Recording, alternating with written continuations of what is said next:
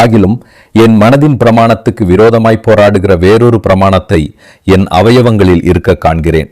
அது என் அவயவங்களில் உண்டாயிருக்கிற பாவ பிரமாணத்துக்கு என்னை சிறையாக்கிக் கொள்ளுகிறது. ரோமர் 7:23.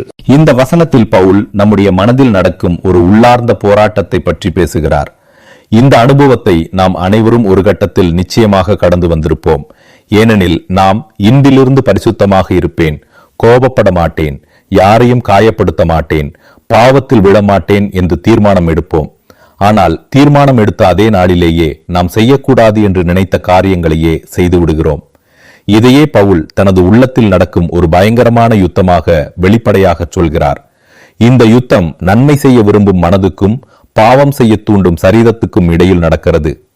மாம்சம் ஆவிக்கு விரோதமாகவும் ஆவி மாம்சத்துக்கு விரோதமாகவும் இச்சிக்கிறது.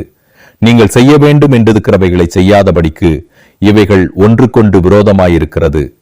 போராட்டம் இருப்பது பாவம் அல்ல, ஆனால் அந்த போராட்டத்தில் தோற்று போய் நம்முடைய சரீரத்தை பாவத்திற்கு ஒப்புக் கொடுப்பதே பாவம்.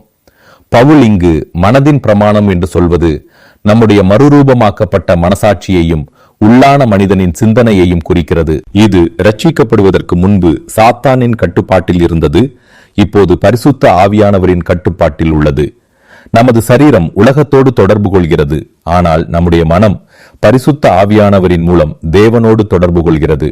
அதனால் நாம் பாவம் செய்யும் போது இது தவறு என்று நம்மை எச்சரிக்கும் சத்தம் மனதில் எழுகிறது.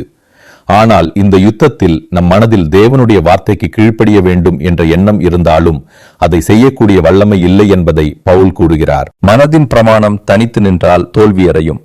நம்முடைய சொந்த முயற்சியால் இந்த யுத்தத்தை ஜெயிக்க முடியாது. ஆனால் மனதின் பிரமாணம் பரிசுத்த ஆவியானவருடன் இணையும் போது வெற்றி பெறும். நம்முடைய மனதிற்கு எந்த அளவுக்கு தேவ வசனத்திற்கு இடம் கொடுக்கிறோமோ அந்த அளவிற்கு அது மாம்சத்தின் குரலை அடக்கும். தவறான சிந்தனைகள் வரும்போது தேவனுடைய வார்த்தையால் அவற்றை எதிர்க்க முடியும். நான் உமக்கு விரோதமாய் பாவம் செய்யாதபடிக்கு உமது வாக்கு